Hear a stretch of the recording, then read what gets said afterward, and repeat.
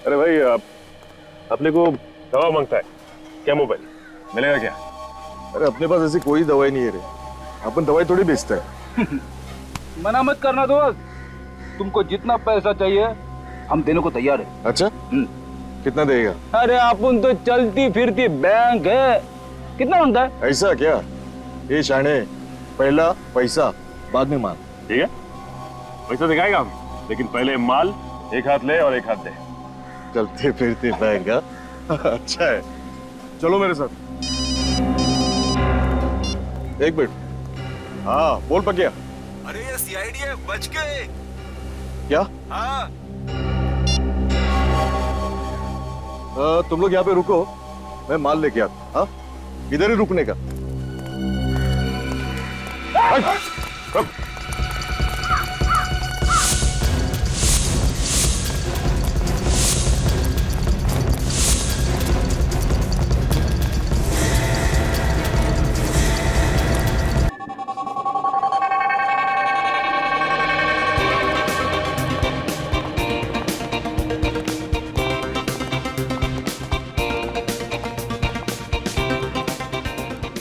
Hello, welcome mister Chandra. Welcome ma'am. आप लोग अगर इस एग्जीबिशन में नहीं आते तो मुझे बिल्कुल अच्छा नहीं लगता। भला क्यों नहीं आते मिस्टर विमल? इनफैक्ट हर साल हमें आपके पेंटिंग एग्जीबिशन का इंतजार रहता है। Thank you so much. Please चलो। सुमित, बहुत लोग आए हैं, मुझे तो लगता है कि इस साल भी हमें वैसा ही रिस्पॉन्स मिलेगा जैसा पिछले साल मिला। वाह नीलेश, कितनी खूबसूरत खूबसूरत पेंटिंग है। आज मैं इनमें से एक पेंटिंग जरूर खरीदूंगी। हाँ क्यों नहीं। वाह क्या हो गया, रुक क्यों गई? नीलेश, ये कितनी खूबसूरत पेंटिंग है, देखो इसे। अदिति, ये पेंटिंग तो मुझे कुछ समझ में नहीं आई, फ्रैंकली स्पीकिंग। वही तो मुझे पसंद है। This is too good. Nilesh, ये पेंटिंग मुझे जरूर चाहिए। इसको बुक कर दो, इससे पहले कोई और ले ले। ओके बाबा ओके।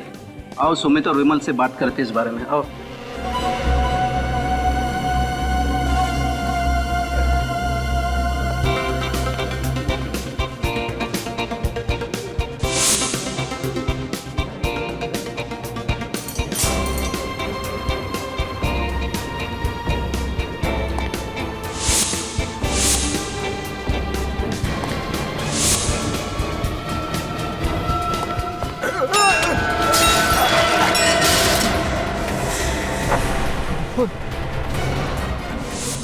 अरे इसे पोज देता हूँ जल्दी।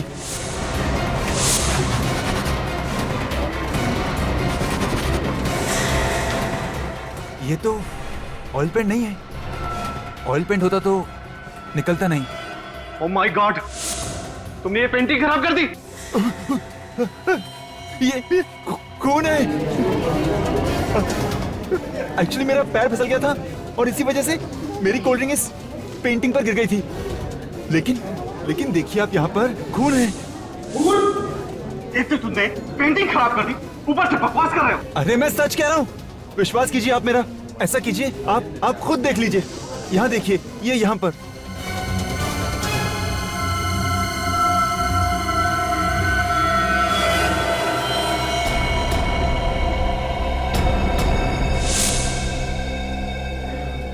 हाँ सुमित, ये ठीक कह रहा है, ये तो वाकई खून है। लेकिन पेंटिंग पे खून कहाँ से आया? मुझे तो समझ नहीं आ रहा। हमें सीआईडी को फौरन बुलाना पड़ेगा।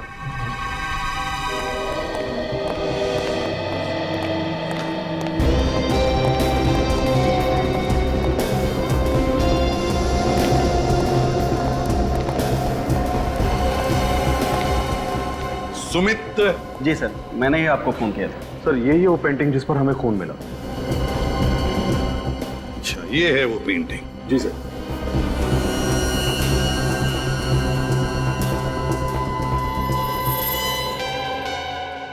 ये क्या है? पेंटिंग तो गीली है। सर इस पे कोल्ड ड्रिंक गिर गई थी, इसलिए गीली हो गई। Cold drink? कैसे हुआ ये सब? सबसे पहले किसको पता चला कि पेंटिंग पर खून है? सर मैंने देखा था। एक्चुअली मेरे हाथ से ही कोल्ड ड्रिंक पेंटिंग पर गिर गई थी। मैं हड़बड़ाहट में इसे साफ करने गया तो पता चला कि ऑयल पेंट नहीं, खून है। सुमित, ये पेंटिंग का एग्जीबिशन तुमने ही ऑर्गेनाइज किया है? सर हम दोनों ने, ये विमल है मेरे बिजनेस पार्टनर, हर साल हम लोग ये एग्जीबिशन ऑर्गेनाइज करते हैं। कितने सालों से बिजनेस का पार्टनरशिप है आपकी? सर 3 साल की। 3 साल की बिजनेस पार्टनरशिप है। अच्छा, सब बाकी सारी पेंटिंग्स पर पेंटर का नाम और उस पेंटिंग का दाम भी लिखा है, पर इस पेंटिंग पर ऐसा कुछ भी नहीं लिखा। पेंटिंग्स को एग्जीबिशन में डिस्प्ले करने से पहले आपने अच्छी तरह से जांच नहीं की? क्यों जांच नहीं की? क्यों नहीं की जांच? जब इतने बड़े एग्जीबिशन में सेलिब्रिटीज आने वाले थे, वीआईपीज आने वाले थे, हैं? इतनी लापरवाही? सर हमने खुद एक एक पेंटिंग चेक की थी। यहाँ पे जितनी भी पेंटिंग्स लगी हैं उन आर्टिस्ट की लिस्ट है हमारे पास। हाँ सर, हमने 40 पेंटिंग्स मंगवाई थी और सारी पेंटिंग्स अच्छे से जांच परख करने के बाद ही मेरे स्टाफ ने गोडाउन में रखी थी। हाँ, लेकिन ये वाली जो पेंटिंग है ये उसमें नहीं थी सर। रजत, जरूर पेंटिंग की अदला बदली हुई है, अदला बदली जरूर हुई है। सर हो सकता है इनके चेक करने के बाद जब इन्होंने गोडाउन भिजवाया पेंटिंग्स को, तो गोडाउन में किसी ने पेंटिंग बदल दी। हो सकता है। गोडाउन चेक करो, देखो अगर 40 पेंटिंग्स यहां पर है तो 41वां पेंटिंग गोडाउन में ही होना चाहिए। शायद उसी पेंटिंग के जगह पर ये खून वाली पेंटिंग लगाई है। पूर्वी, तुम भी जाओ। सर वैसे तो मैं आर्ट के बारे में ज्यादा कुछ नहीं जानता, मगर ये पेंटिंग देख के तो कुछ भी समझ में नहीं आ रहा है। ये पेंटिंग है? हाँ फ्रेडी, ये पेंटिंग ही है। इस पेंटिंग को गौर से देखो। ये पेंटिंग बनाने में आर्टिस्ट ने अलग अलग तरीके इस्तेमाल किए हैं, अलग अलग तरीके से पेंट किया है। ये देखो, यहां लगता है कि पेंट छिड़का है, तो यहां देखो, यहां लगता है कि पेंट ऐसे फेंका है। ब्रश के स्ट्रोक्स भी हैं। इसे देखकर लगता है कि आर्टिस्ट का दिमाग अस्थिर था, अनस्टेबल। ये देखो, ये बच्चे का चेहरा, रोता हुआ बच्चा। इसका एक ही मतलब निकलता है फ्रेडी, जरूर इस आर्टिस्ट के बचपन में कोई बुरा हादसा हुआ होगा जिसकी वजह से उसने खून से पेंटिंग बनाई, खून से।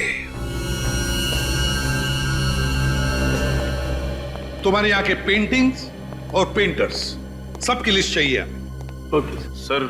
हाँ, हमने पूरा गोडाउन चेक किया। हाँ, कोई पेंटिंग नहीं मिली। कोई पेंटिंग नहीं मिली? मतलब हमारा शक सही निकला, असली पेंटिंग गायब है। आपके और आपके स्टाफ के अलावा और किसी ने हाथ लगाया था इस पेंटिंग को? सर हम किसी को भी हाथ नहीं लगाने देते। किसी को भी नहीं? जी नहीं। मेहमानों को भी नहीं? जी नहीं। काम करो, विमल और सुमित और उनके पूरे स्टाफ मेंबर्स सबके उंगलियों के निशान ले लो। उंगलियों के निशान? वो किस लिए सर? फ्रेडी, जिसने भी ये पेंटिंग यहां पर लगाई होगी उसके उंगलियों के निशान तो आए ही होंगे इस पर, है ना? तो बस वो उंगलियों के निशान बाकी सारे लोगों के उंगलियों के निशान के साथ मैच करके देखेंगे, पता चल जाएगा। इसे फोरेंसिक लैब भेज दो। हाँ चलो, और जैसे ही कुछ पता चले हम आपको बता देंगे।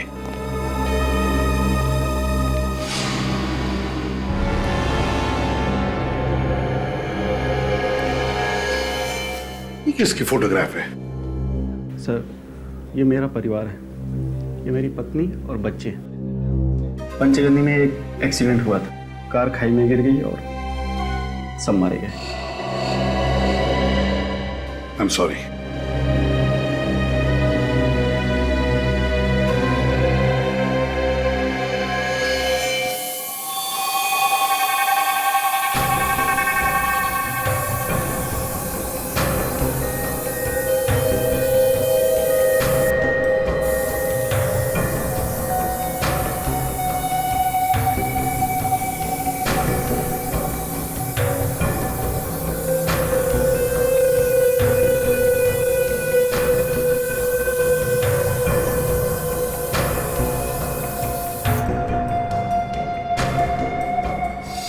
देखा बाप, इसका मतलब वाकई ये पूरी की पूरी पेंटिंग खून से बनी हुई है, इंसान के खून से। क्या इंसान के खून से? हाँ, पूरी पेंटिंग। मगर इतना सारा खून उसके पास आया कहां से होगा? वही तो, ऐसी पेंटिंग कोई शौक के लिए नहीं बनाता। एक और बात ऐसी पता लगी है बॉस, जिसे जानोगे तो आप सब लोग हैरान हो जाओगे। लेकिन क्या? ये जो पूरी पेंटिंग है, हाँ, ये जिस खून से बनी है वो किसी एक इंसान का खून नहीं। क्या? एक इंसान का नहीं? हाँ, हमने टेस्ट किया तो पता चला कि कम से कम 3 लोगों का खून मिला हुआ है इस पेंटिंग में। 3 लोगों का खून? हाँ बॉस, 3 अलग अलग ब्लड ग्रुप का खून है इस पेंटिंग में। My God. एक और बात यार साउंड के, तू सारी बातें एक साथ क्यों नहीं बताता? बताता हूं। जो खून इस पेंटिंग में मिला है, उन तीनों खून में ड्रग थी। तीनों के ब्लड सैंपल में ड्रग मिला? कौन सा ड्रग साउंड के? एक कंपाउंड है जिसे कैमोबेल कहते हैं। कैमोबेल? अब ये कैमोबेल क्या चीज है? ये कैमोबेल अगर दिन में 2 बार लिया जाए तो 24 घंटे तक भूख नहीं लगती। और इस कैमोबेल का इस्तेमाल किस लिए किया जाता है? जिन लोगों को कम से कम समय में अपना ज्यादा से ज्यादा वजन घटाना होता है, वो लोग इस दवाई को लेते हैं। लेकिन ये दवाई आसानी से नहीं मिलती है। बहुत ही गिने चुने मेडिकल स्टोर पे दवाई मिलती है, वो भी डॉक्टर के प्रिस्क्राइब करने के बाद। ऐसा क्यों सर? वो इसलिए क्योंकि ये दवाई सेफ नहीं है, इसके साइड इफेक्ट्स हैं, इसलिए इसे खुलेआम बेचने पर पाबंदी लगा दी गई। मगर सर, उन लोगों को ये ड्रग्स लेने की जरूरत क्या होगी? डॉक्टर साहब, वाकई ये तीनों वजन घटाना चाहते थे या बात कुछ और ही है? बात कुछ और ही है दया।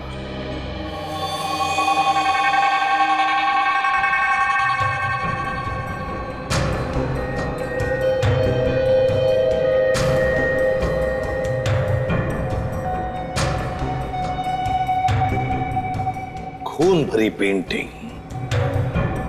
समझ में नहीं आता क्या चल रहा था उस पेंटर के दिमाग में।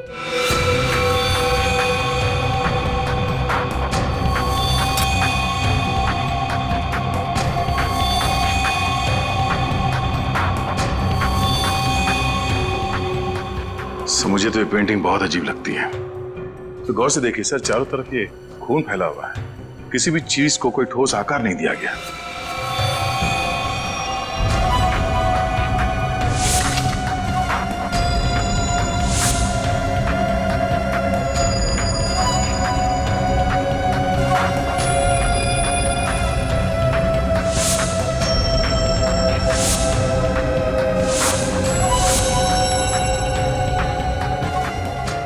ये काम तो किसी नौसिखिया का ही लगता है।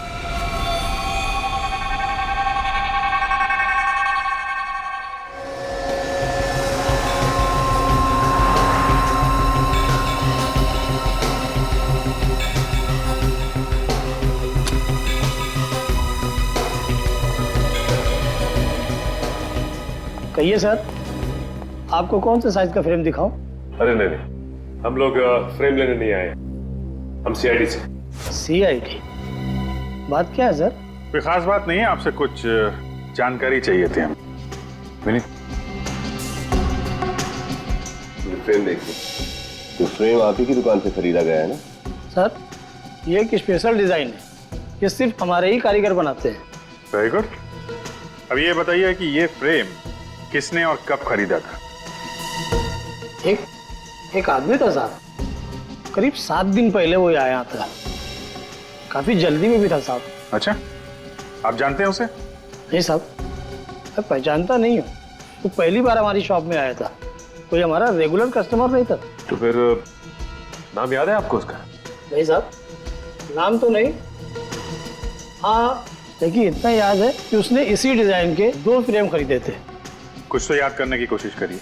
वो दिखता कैसा था, क्या कपड़े पहना था, उसका हुलिया कैसा था? इतना तो याद नहीं है सर, पर हाँ, इस फ्रेम को खरीदने वाले कस्टमर का कुछ रिकॉर्ड है मेरे पास, मैं चेक करता हूँ। हाँ प्लीज।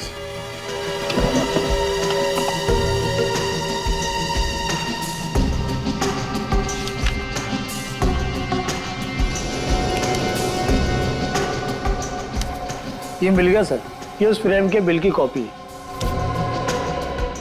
रितेश, सिर्फ नाम लिखा, एड्रेस क्यों नहीं लिखा? साहब, उसने कहा था कि फ्रेम तैयार हो जाने पर मैं उसको फोन कर दूं, वो खुद आकर यहाँ से फ्रेम ले जाएगा। तो फिर आपने उसका नंबर तो लिखा होगा ना कहीं पे? या साहब उसी बिल के पीछे है ना। अच्छा, ये उसी का नंबर है? ये उसी का। Thank you. अब पता चल जाएगा ये रितेश है कौन, जो खून से पेंटिंग बना रहा है।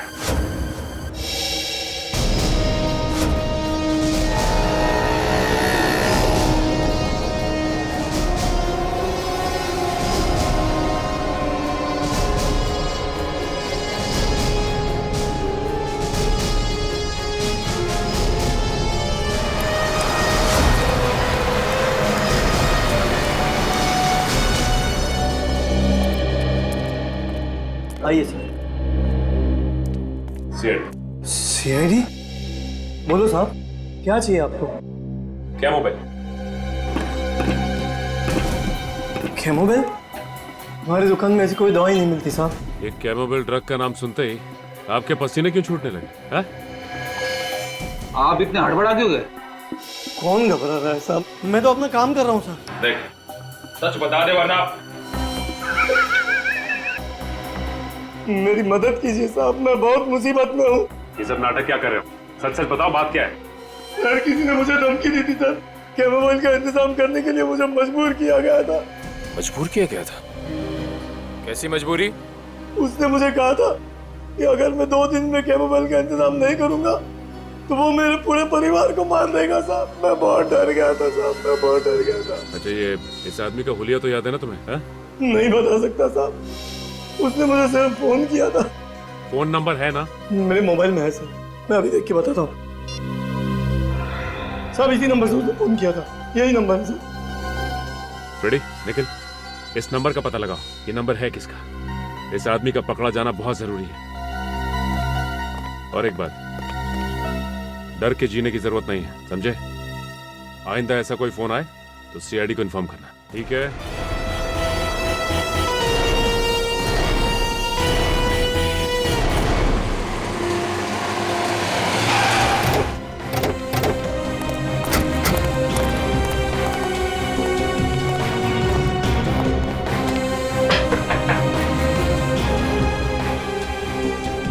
सर, लगता है कि अंदर कोई नहीं है। हमारे आने से पहले ही ये रितेश फरार हो गया लगता है।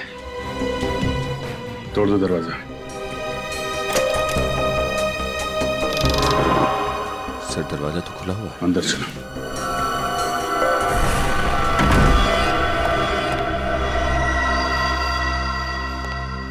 घर का तो सारा सामान बिखरा पड़ा है सर।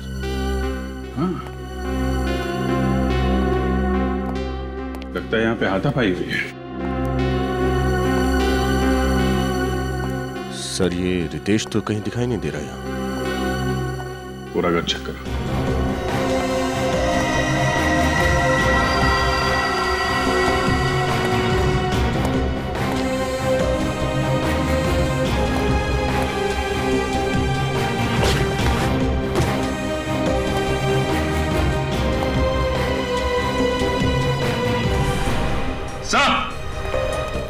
हाँ सचिन, सर ये देखिए, ये सारी की सारी पेंटिंग इस बिस्तर के नीचे छुपाई हुई थी।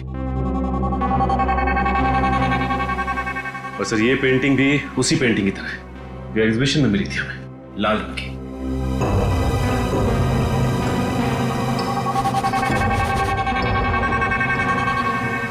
खून?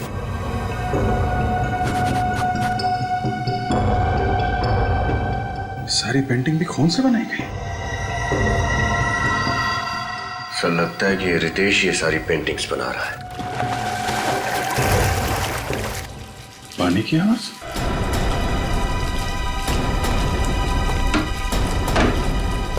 माय गॉड,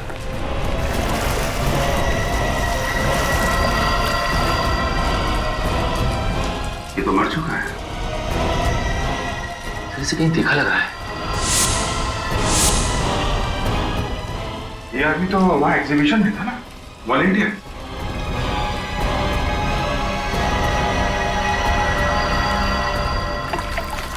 ये देखिए, ये इसके हाथ पे ये हल्का हल्का सा निशान। सर, हम तो सोच रहे थे कि सब कुछ इस रितेश ने किया है, लेकिन इसे भी किसी ने मार दिया। सर ये देखिए, खून के निशान। सर हो सकता है कि रितेश की हाथापाई हुई हो कातिल के साथ, और हाथापाई के दौरान उसका खून यहाँ पे लग गया हो। कातिल का भी खून हो सकता है। काम करो, इस खून का सैंपल ले लो और लाश को फोरेंसिक लैब भिजवाने का इंतजाम करो। सर। हेलो, क्या?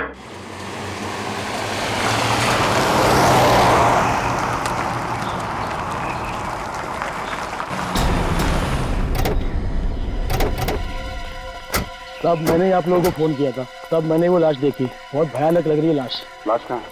वहाँ है साहब, वो देखो। एक मिनट, आप यहीं रुकिए।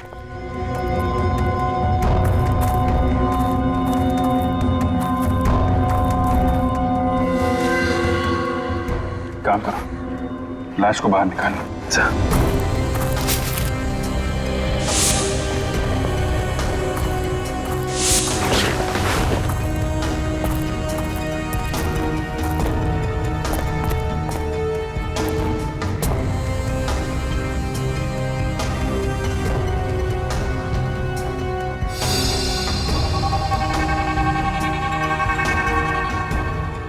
सर सच में ये लाश तो बहुत बुरी कंडीशन है। लाश तो बिल्कुल पीली पड़ गई है। सर इसकी हालत देख के लगता है जैसे इसने काफी दिनों से कुछ खाया पिया नहीं था। शरीर पूरी तरह से सिकुड़ चुका है, और सर लगता है इस लाश का चेहरा जानबूझकर बिगाड़ा गया है।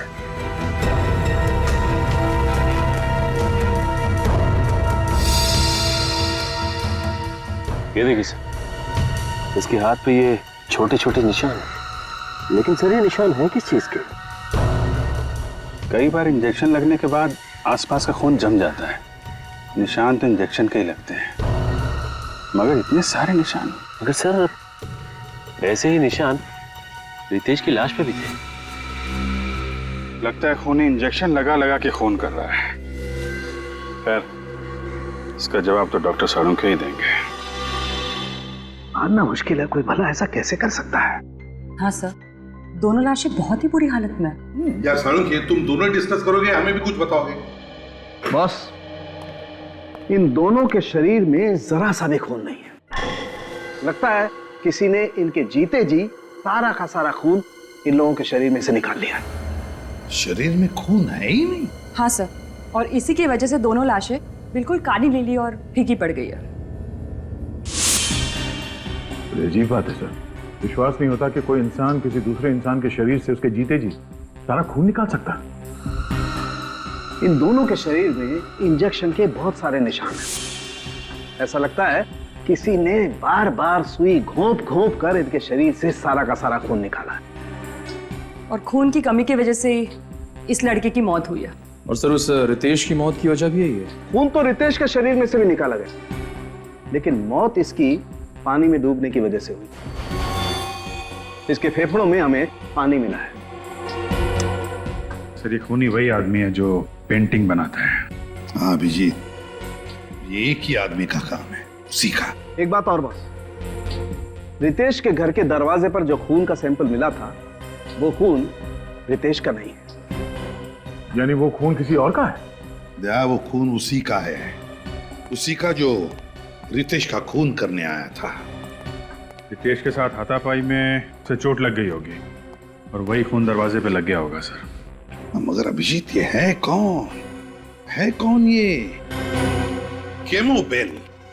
पता लगाना पड़ेगा कि ये कौन है जिसने इस केमिस्ट को धमकी भरा फोन किया और ये दवाई मंगवा ली। सर मुझे तो आदमी पागल लगता है। कोई नॉर्मल इंसान ऐसी घिनौनी हरकत कैसे कर सकता है सर? किसी को भूखा रखना और थोड़ा थोड़ा करके खून चूस के उसे मार डालना। सर फिलहाल हमें 2 लाशें मिली, लेकिन ये मुमकिन है कि उसने और भी लोगों को कैद करके रखा होगा। हाँ रखा ही होगा, वरना अपनी पेंटिंग बनाने के लिए पेंट यानी कि इंसानों का खून कहां से लाएगा वो? जिसने भी उस केमिस्ट को फोन किया है ना, वही हमें उस खूनी तक पहुंचाएगा, वही आदमी।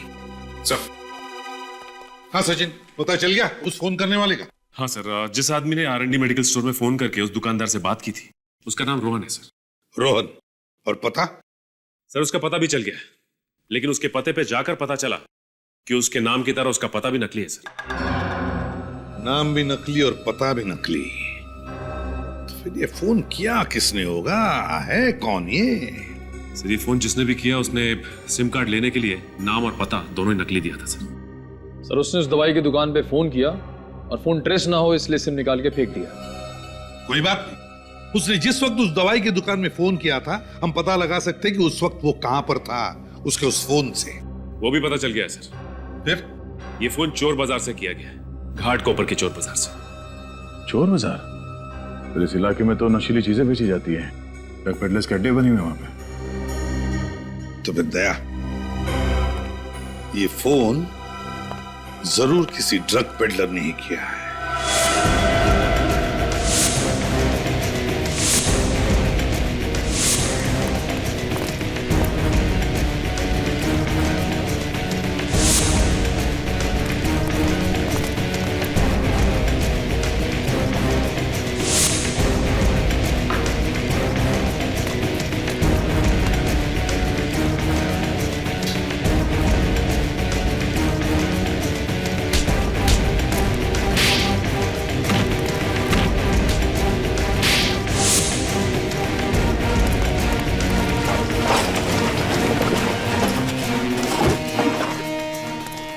ये ले, और सुन, किसी को बताने की जरूरत नहीं कि कहां से माल मिला। नहीं नहीं साहब, नहीं बोलियो।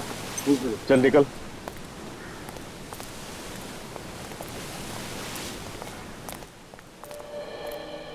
अरे भाई अपने को दवा मांगता है क्या? मोबाइल मिलेगा क्या? अरे अपने पास ऐसी कोई दवाई नहीं है रे, अपन दवाई थोड़ी बेचते हैं। मना मत करना दोस्त, तुमको जितना पैसा चाहिए हम देने को तैयार है। अच्छा, कितना देगा? अरे अपन तो चलती फिरती बैंक है, कितना मांगता है? ऐसा क्या? ये शाने, पहला पैसा बाद में माल।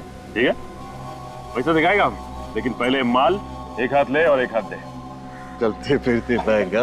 अच्छा है, चलो मेरे साथ। एक मिनट। हाँ बोल पकिया। अरे ये सीआईडी है, बच गए। क्या? हाँ। तुम लोग यहाँ पे रुको, मैं माल लेके आता। हाँ, इधर ही रुकने का।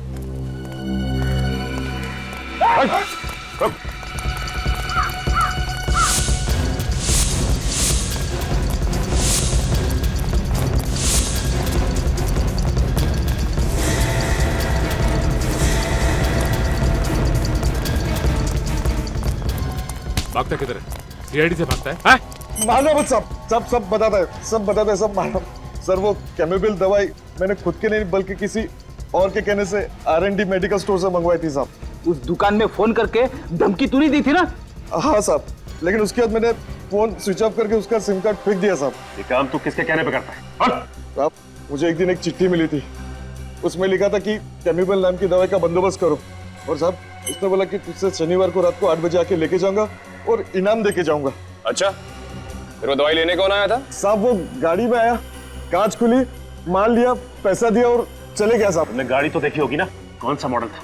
उसका नंबर कुछ तो याद होगा तुम्हें? गाड़ी का नंबर तो याद नहीं है, लेकिन साहब उसके हाथ में बड़ी सी घड़ी थी जिसका बहुत बड़ा डायल था साहब। कैसी थी वो घड़ी? बहुत झक्कास थी, माँ कसम ऐसा डिजाइन में कभी लाइफ में देखा नहीं साहब। उसके ऊपर बड़े अक्षर से क्यों लिखा हुआ था साहब। क्यों लिखो? उस घड़ी का रंग, उसका डिजाइन सब कुछ याद है तुम्हें? वो साहब सब कुछ याद है सर। चलो फिर क्यू अक्षर का स्केच बनवाओ, पता चल जाएगा कि घड़ी कौन सी कंपनी की है।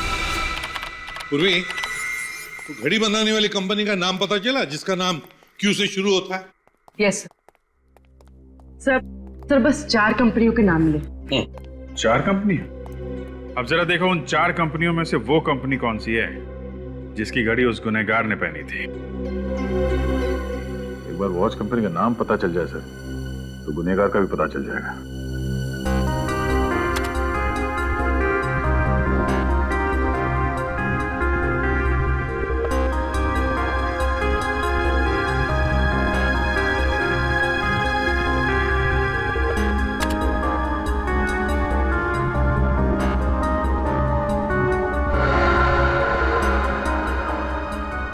सब तो ये डिजाइन बिल्कुल इस डिजाइन जैसा। हाँ सर, ये क्यू का निशान तो बिल्कुल ऐसा ही है। जैसा उस ड्रग पैडलर ने कहा था। कंपनी का नाम है क्वीनी। सर ये जर्मन ब्रांड है। अगर इस कंपनी ने हाल ही में अपने देश में ये घड़ियां बेचना शुरू किया है तो फिर इनकी दुकानें, इनके आउटलेट भी कम ही होंगे, है ना? और घड़ी भी काफी महंगी है सर। इतनी महंगी घड़ी है तो फिर सर खरीदने वाले लोग ज्यादा नहीं होंगे। हाँ, इस घड़ी की कंपनी की जितनी भी दुकानें हैं सब पे जाकर पता लगाना पड़ेगा कि किन किन लोगों ने घड़ी खरीदी थी और कब खरीदी थी। सर ये है क्वीनी वॉच कंपनी का ऑथोराइज आउटलेट। ठीक है, चलो अंदर चल के देखते हैं क्या पता चलता है।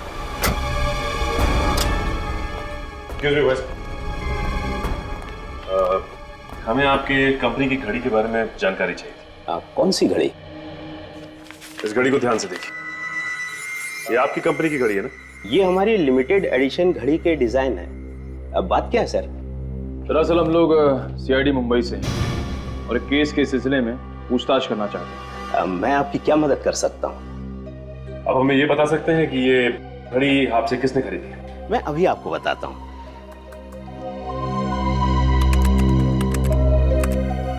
ये रही 6 लोगों की लिस्ट सर। ये शख्स कैसे हो सकता है? ये भला ऐसी साजिश क्यों रचेगा? इस साजिश के पीछे किसका हाथ है ये तो हमें पता चल चुका है, लेकिन साजिश के पीछे कारण क्या है ये इससे मिलने के बाद पता चल जाएगा। सर, ड्रग पैडलर से जिसने कैमोबेल नाम का ड्रग खरीदा था उसका पता चल गया है। कि कोई मेरे एग्जीबिशन इवेंट को खराब क्यों करना चाहेगा? हाँ वो तो मैं तुमसे बाद में बात करता हूँ। सर आप लोग कुछ पता चला ये किसकी हरकत है? भोला भाला बनने का नाटक कर रहा है। ये घड़ी पहचानते हैं आप? जी हाँ, 2 महीने पहले खरीदी थी मैंने ऐसी घड़ी। लेकिन आप ऐसा सवाल क्यों पूछ रहे हैं? क्योंकि हमें शक है कि उस खून भरी पेंटिंग में तुम्हारा हाथ है। क्या आप इस खून वाली पेंटिंग का इल्जाम मुझ पे लगा रहे हैं? जी हाँ, आप ही ने वो पेंटिंग बनाई और आप ही ने वो दूसरी पेंटिंग हटाकर खून वाली पेंटिंग एग्जीबिशन में रख दी। मैं भला ऐसा क्यों करूंगा? वो इसलिए कि तुमने सोचा बदनामी से डरकर तुम्हारा पार्टनर विमल अपना पेंटिंग का बिजनेस छोड़ देगा और वो सारा धंधा तुम्हारा हो जाएगा। आप मुझ पे ऐसा इल्जाम नहीं लगा सकते, ये सरासर झूठ है। तो फिर सच सच बताओ, घाटकोपर के ड्रग पेडलर राजू से तुमने कैमोबेल नाम का ड्रग क्यों मंगवाया? कैसा ड्रग? कौन सा ड्रग पेडलर? आप क्या कहना चाहते हो? मेरी कुछ समझ में नहीं आ रहा। और हाँ, ये घड़ी मैंने अपने लिए नहीं खरीदी थी, ये मैंने अपने स्टाफ को गिफ्ट दी थी। खुद को बचाने के लिए अब एक नई कहानी। प्लीज आप मेरा विश्वास कीजिए, ये कोई कहानी नहीं है, सच है। तुम्हारे स्टाफ मेंबर का नाम और पता चाहिए हमें।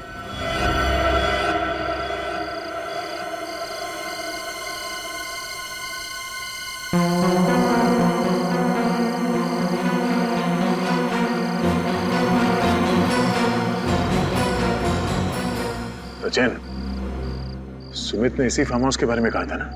हाँ सर, सुमित ने यही फार्म हाउस बताया था सर। शख्स के पास हथियार भी हो सकता है, वो थोड़ी देर यहीं से नजर रखता है।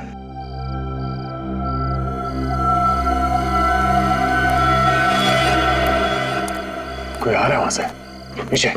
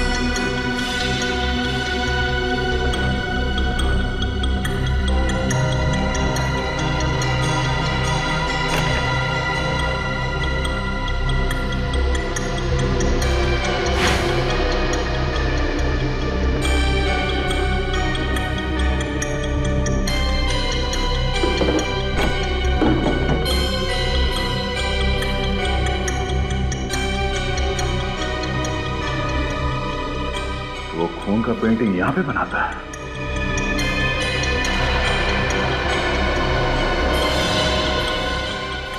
ये क्या? सुमित की पत्नी और बेटा? दूसरा बेटा कहाँ है? जरा हाथ खोलो। ये दोनों तो बेहोश है सर। हाँ?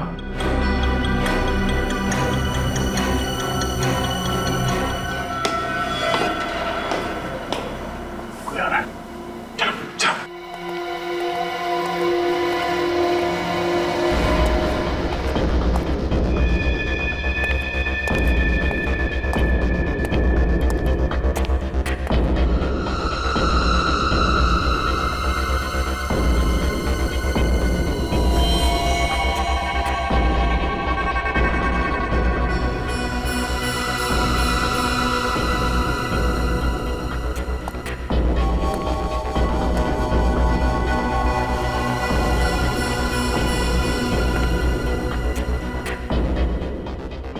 सुमित जी तो कह रहे थे कि उनकी पत्नी और दोनों बच्चे एक्सीडेंट में मारे जा चुके हैं।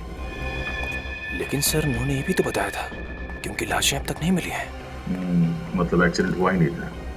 इस पेंटर ने इन्हें यहाँ पे बंदी बना के रखा है। तो इसका मतलब इस पेंटर ने इन दोनों के शरीर से खून निकालकर उसी से वो पेंटिंग बनाई थी। और फिर इन्हें केमो बेल खिला के जिंदा रखा ताकि ये मर न जाए। हाँ बेटा, तेरा खून निकालो। देख, पेंटिंग बनाने का टाइम हो गया ना, तेरा खून नहीं निकालूंगा तो अपनी पेंटिंग में रंग कैसे भरूंगा? ला।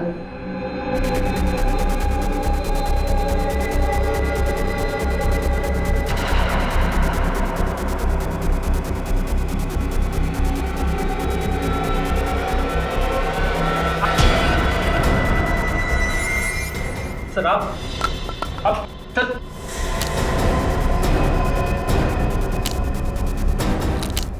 सर मैं आपको सब कुछ सच सच बता दो सर।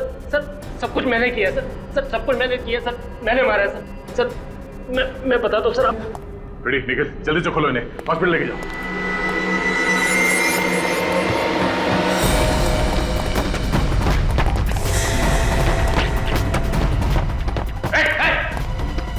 आगे मत आना, आगे मत आना। मैं मारूंगा अपने आपको। चाकू नीचे। पीछे जाओ, मैं मार रहा हूँ। ठीक है, इस बार छोड़ देते हैं हम लोग। अगर आइंदा ऐसा कुछ किया ना तो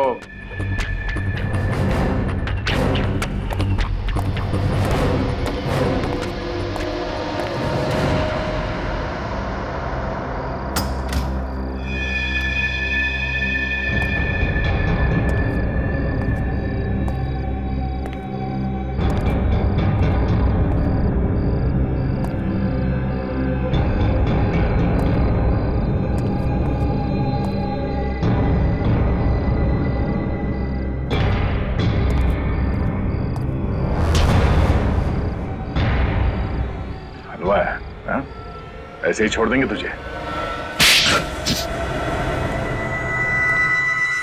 कोई सजा देनी है दे दो, अपने किए पे कोई अफसोस नहीं। मैं तो बहुत खुश हूँ। तुम खुश हो? सुमित जी की बीवी और 2 बच्चों का खून निकालकर उन्हें अधमरी हालत में रखा और बोलते हो खुश हो तुम? सुमित ने मेरे और मेरी परिवार के साथ जो जुल्म किया उसका क्या? क्या किया सुमित ने तुम्हारे परिवार के साथ? उसने मेरे पूरे परिवार को बर्बाद कर दिया, मार डाला उसने सबको, मुझे अनाथ कर दिया। ठीक से बताओ रघु, आखिर हुआ क्या था और कब हुआ था? बात आज से 12 साल पुरानी। तब हम लोग बहुत गरीब हुआ करते थे। मेरे बाबूजी ने सुमित से कुछ पैसे उधार मांगे थे मेरी बीमार माँ के इलाज के लिए। बाबूजी समय से कर्ज लौटा नहीं पाए, अब उन्होंने मोहलत मांगी। मोहलत की एवज में सुमित ने मेरे बाबूजी से गुलामों की तरह दिन रात काम करवाया। और जब जब इतने से भी उसका दिल नहीं भरा तो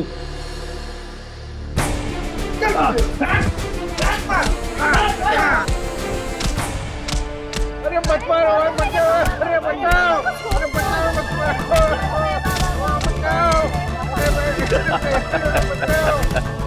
आइए आइए, बचाओ, बचाओ,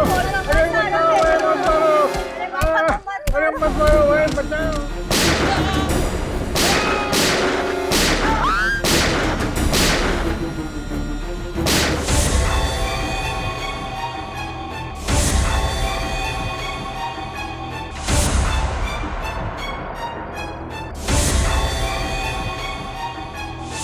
तो इसलिए तुम सुमित जी से बदला लेना चाहते थे? हाँ, इसलिए तो मैंने उनके यहाँ पे इतने साल नौकरी करी और उनके बारे में सब कुछ पता कर लिया। सुमित जी तुम पे भरोसा करते रहे और तुमने उनके भरोसे का फायदा उठाकर उनकी पत्नी और दोनों बच्चों को अगवा कर लिया। हाँ, और उसके बाद मैंने उनको किडनैप कर लिया, उनकी गाड़ी को खाई में धकेल दी। और तुमने उन्हें बंदी बनाकर एक खुफिया कमरे में छुपा के रख दिया। और फिर मैं उनका खून निकाल निकाल के अपनी पेंटिंग बनाता रहा। उन्हें कैमोबेल ड्रग देता रहा ताकि वो बिना कुछ खाए पिए जिंदा रह सके और मुझे मेरी पेंटिंग बनाने के लिए खून मिल सके। और फिर वो पेंटिंग मैंने सुमित की एग्जीबिशन में रख दी ताकि वो इस केस में फंस जाए, बदनाम हो जाए। और जंगल में जो लाश मिली थी वो तो सुमित के दूसरे बेटे की थी। बेचारा इतना कुछ झेल ही नहीं पाया, मर गया। फिर मैंने उसकी लाश का वो हाल किया कि कोई भी उसे पहचान ना पाए। और रितेश, वो तो तुम्हारा साथी था ना, उसे क्यों मार दिया तुमने? वो मेरी मदद करता था, अच्छा लड़का था, पर मैं अपनी पेंटिंग भी उसके घर में रखता था। लेकिन एक दिन उसे पता चल गया कि मैंने ये पेंटिंग खून से बनाई। वो मुझे धमकी देने लगा कि वो अपने बॉस को जाके सब कुछ सच सच बता देगा। तो आप बताइए ना कि मतलब ऐसे तो उसका क्या फायदा? हाँ? फिर उसके बाद मैंने उसे भी मार दिया। चल, इसकी दिमागी हालत कुछ ठीक नहीं लगती। हाँ दया, इसे इलाज की जरूरत है। रघु,